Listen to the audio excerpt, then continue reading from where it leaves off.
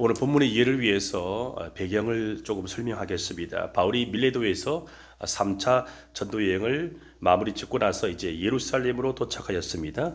자, 그곳에서 교회 장로들의 환영을 받고 이 정결하게 하는 이 결례 의식 이것을 행하였습니다. 7일 동안의 결례 의식이 거의 끝날 무렵에 이 아시아에서 온 유대인들이 바울이 성전을 더럽혔다는 그 이유로 군중을 선동하여 바울을 죽이려고 합니다. 이때 로마 군대가 출동해서 이 바울을 결박하고 천부장, 1000명의 병사를 거느린 지휘자, 이 천부장은 진상을 파악하고자 바울을 영내로 끌어가려고 명합니다. 자, 바울은 이 천부장의 허락을 받고 백성에게 말할 기회, 변명할 기회를 얻습니다. 바울이 성난 군중을 향하여 자신의 모국어로 히브리 말로 말합니다. 자신이 길리기아 다소의 출신이고 또 가말리엘, 이 가말리엘은 그 당시에 존경받던 바리새인 율법학자를 말합니다. 자기가 이 가말리엘에게 배운 제자이고 그래서 정통 유대인임을 히브리 말로 이렇게 말합니다. 그리고 자신이 열심을 가지고 예수 믿는 자들을 박해하여 죽이는 일까지 했었다고 고백합니다. 2절로 4절을 다시 보시면 그들이 그가 히브리 말로 말함을 듣고 더욱 조용한지라 이어 이르되 나는 유대인으로서 길리기아 다소에서 태어났고 이 성에서 자라서 가말리엘의 문하에서 우리 조상들의 율법에 엄한 교훈을 받았고 오늘 너희 모든 사람처럼 하나님께 대하여 열심히 있는 자라. 내가 이 도를 박해하여, 여기서 말하는 이 도는 그리스도의 도를 말합니다. 그리스도의 도, 기독교를 박해하여 사람을 죽이기까지, 예수 믿는 사람을 죽이기까지 하였고 남녀를 결박하여 옥에 넘겼노니. 바울은 이처럼 철저한 유대교 신봉자였고 엘리트였습니다. 철저하게 율법 교육을 받은 사람이었습니다. 그래서 그는 당시에 이단이었던 이 기독교, 이 그리스도를 믿는 사람들을 박해하여 죽이려고 했습니다. 바울은 자신이 하나님께 대한 열심이 투철하였다고 하지만 사실은 하나님의 뜻을 거스르는 잘못된 유대교 광신자였습니다. 잘못된 열심이었죠.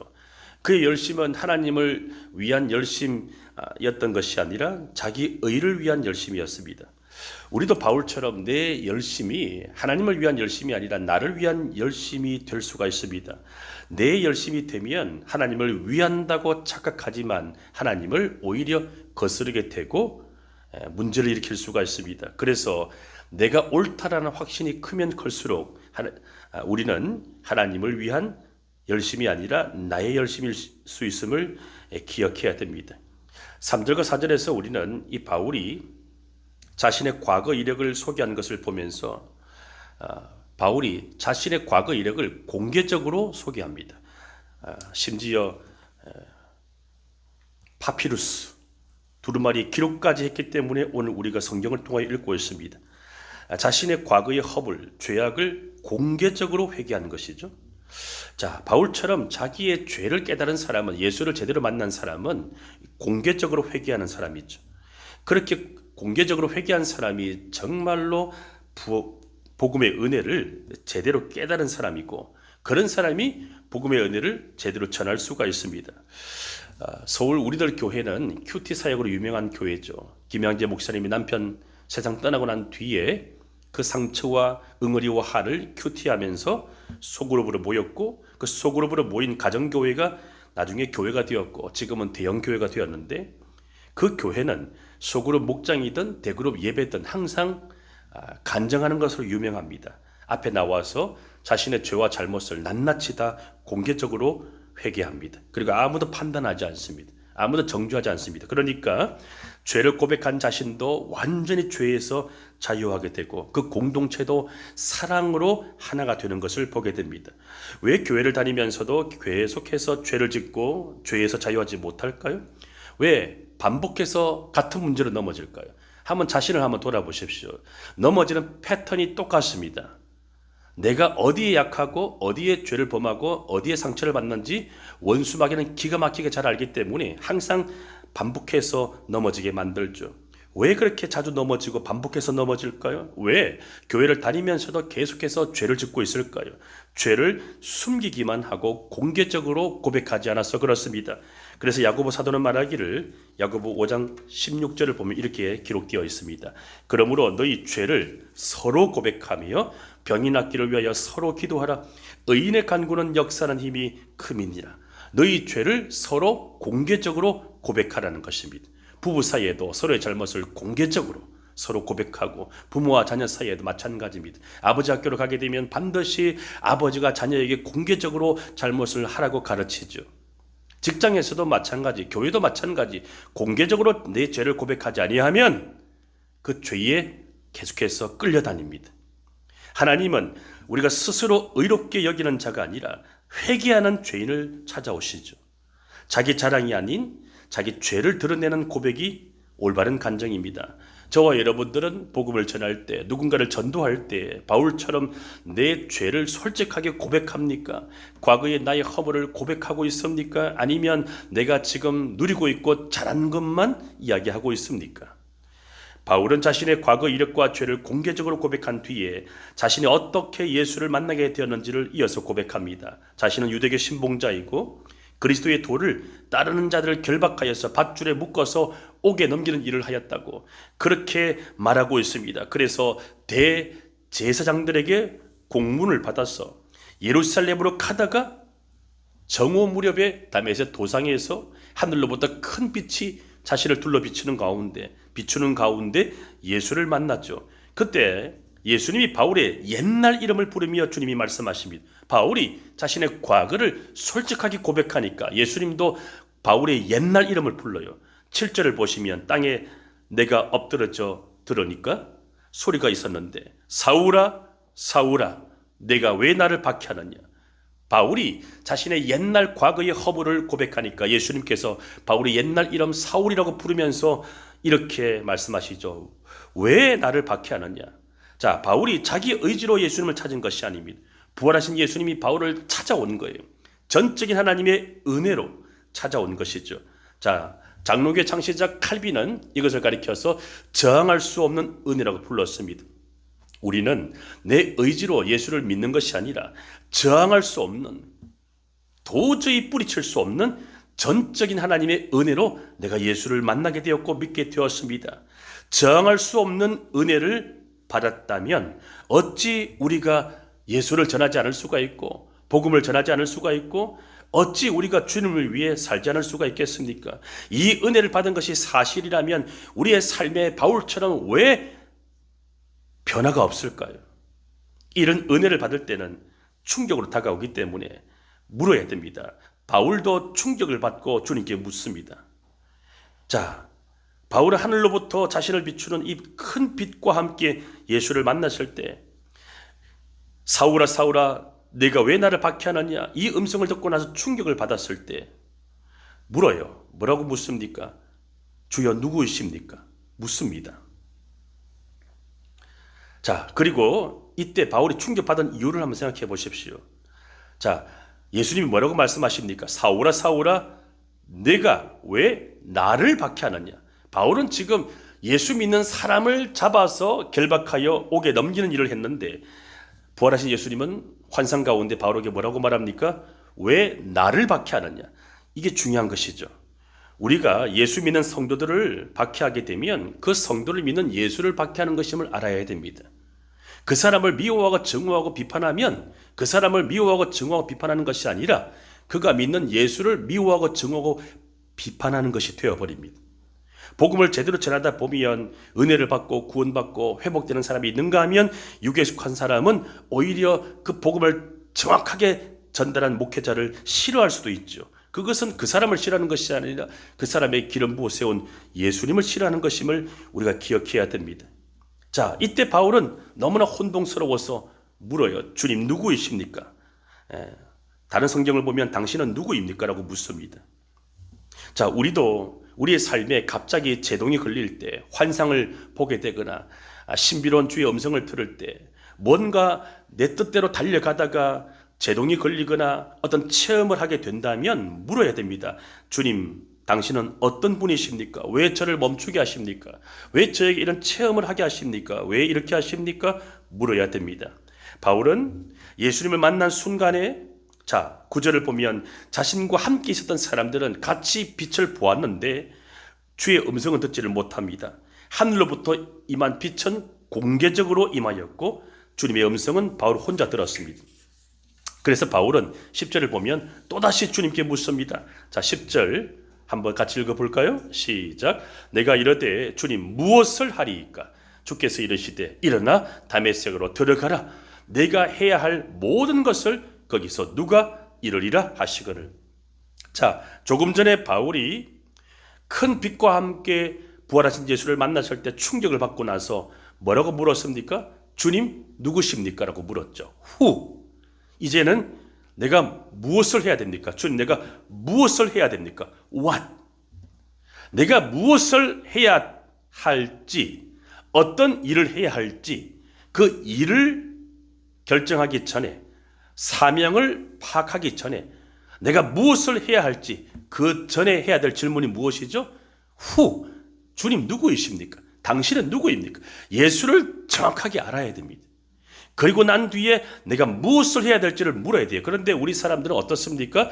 주님, 내가 어떻게 하면 돈을 벌 수가 있습니까? 어떻게 하면 내가 자식 교육을 잘할 수가 있습니까? 내가 어떻게 하면 직분을 받아서 주의 일을 할 수가 있습니까? What? How to에 관심이 많은데 how to가 중요한 게 아닙니다. 주님이 누구이신지 who에 대해서 물어야 되죠. 지금 바울은 주님이 누구이십니까? 라고 질문한 뒤에 이제는 내가 무엇을 해야 됩니까? 라고 질문을 하게 됩니다. 점점 질문이 깊어집니다. 자, 바울은 자기 뜻대로 질주하다가 제동이 걸렸을 때 자신이 박해한 그리스도인들을 향하여 주님께서 너 왜 나를 박해하느냐? 이 음성 듣고 난 뒤에 자기가 믿은 유대교가 진리가 아니라 예수의 도 기독교가 진리임을 알아차렸습니다. 그래서 이제는 자신이 무엇을 위해 달려가야 될지, 어떤 삶을 살아야 될지를 물었던 것입니다. 그때 주님 말씀하십니다. 이제 일어나라. 빛에 의해서 눈이 멀어서 엎드려진 바울에게 일어나라. 이제 다메섹으로 가거라. 가던 길로 가거라. 너가 해야 될 일을 다 알려줄 사람이 거기 있을 것이다. 여기서 우리는 신기한 것을 발견합니다. 주님은 때때로 우리의 눈을 멀게 하셔서 주님을 보게 하시고 사명을 보게 하십니다. 우리가 달려가다가 멈춤을 통하여 제동이 걸려서 앞으로 나가지 못할 때, 답답한 일을 당할 때 그때 주님이 찾아오십니다.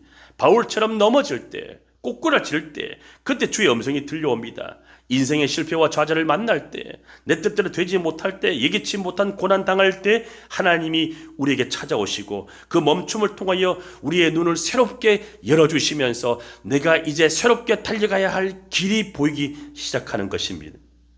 자, 이때 바울은 하늘로부터 임한 그 큰 빛, 강렬한 빛에 의해서 앞을 볼 수 없다 보니 같이 가던 사람들의 손에 이끌려서 다메섹으로 가게 되었습니다. 거기서 많은 사람들에게 칭찬 듣는 아나니아를 만나게 되었죠. 그래서 그 아나니아를 통하여 안수기도를 받고 다시 보게 되었다고 간증합니다. 그리고 나서 이 아나니아에게 다시 한번 자신의 사명을 듣게 됩니다. 바울은 주님께 들었던 그 앞에 사명, 소명은 포괄적입니다. 너가 해야 할 모든 것을 거기 가면 누군가를 통하여 알게 될 것이다. 포괄적으로 비전, 사명을 알려주셨는데 아나니아를 통하여 구체적으로 사명을 예언해 줍니다. 14절 15절 그가 또 이르되 우리 조상들의 하나님이 너를 택하여 너로 하여금 자기 뜻을 알게 하시며 그 의인을 보게 하시고 그 입에서 나오는 음성을 듣게 하셨으니 내가 그를 위하여 모든 사람 앞에서 내가 보고 들은 것에 증인이 되리라. 처음 사명을 준 사람은 부활하신 예수님이신데 포괄적으로 사명을 주셨는데 구체적으로 사명을 준 분은 바로 경건한 아나니아를 통하여 받게 됩니다. 우리 주변에 갈 길을 몰라 방황하는 사람이 있다면 우리가 아나니아처럼 경건 생활을 잘하게 되면 내가 그에게 구체적으로 사명과 비전을 알아차리도록 도움을 줄 수가 있습니다. 이게 바로 요즘 말하고 있는 영성지도라고 하는 것입니다. 예수님은 포괄적으로 사울에게 비전과 사명을 주셨는데 아나니아를 통하여 구체적으로 자신이 이제 달려가야 할 길 사명을 발견하게 되었습니다. 자, 16절을 보면 이제 바울은 교만한 율법학자도 아니고 오만한 유대교 신봉자도 아니고 겸손한 예수의 증인이 되었습니다. 그렇게 부르심을 받았습니다. 그래서 16절을 보시면 이런 말씀이 있습니다. 이제는 왜 주저하느냐? 일어나서 주의 이름을 불러 세례를 받고 너의 죄를 씻으라. 조금 전에 바울이 예수를 만나고 난 뒤에 자신의 과거의 허물을 낱낱이 공개적으로 고백하였고 이걸 기록하여서 우리가 성경을 통하여 읽고 있습니다. 이제 예수님께서는 바울에게 사울에게 과거를 정리하고 새로운 삶으로 나아가라고 주님이 비전을 사명을 주십니다. 이처럼 우리 주님은 우리에게 과거를 묻지 않으십니다. 항상 지금 이 자리에서의 순종을 요구하십니다. 과거는 필요 없습니다. 예수를 믿으면 과거는 다 지나가게 되고 허물을 덮어주시고 죄를 씻어주시며 이제 새롭게 달려가야 할 길을 보여주시는 것입니다. 바울의 과거는 지워지지 않았지만 오히려 그의 과거의 죄로 인하여 죄가 많은 과거로 인해서 그것이 오히려 은혜의 통로가 되죠. 그래서 로마서를 보면 이런 고백이 나옵니다. 로마서 5장 20절을 보면 율법이 들어온 것은 범죄를 더하게 하려 함이라. 그러나 죄가 더한 곳에 은혜가 더욱 넘쳤나니. 자신의 과거에 죄가 많았지만 예수를 만나고 난 뒤에 부활하신 예수님께서 그 과거의 모든 허물을 죄를 덮어주시면서 앞으로 예수의 증인 되라고 너의 모든 과거의 죄를 씻으라고 말씀하신 이후에 바울은 더욱더 은혜의 복음을 전하게 되었습니다. 우리는 이 바울의 회심을 보면서 무엇을 느낄 수가 있습니까? 하나님의 은혜는 넘어진 자리에서 시작된다는 것입니다. 오늘 하루 살아가시다가 혹시 넘어지고 무너진다면 그것이 은혜의 통로임을 기억하시고 내 뜻대로 달려가다가 돈이 없어서 운이 따라주지 않아서 다른 사람의 방해로 제동이 걸렸다면 그 멈춤을 통하여 나의 죄도 멈추어지고 새로운 사명을 발견할 수 있음을 기억하시기를 바랍니다.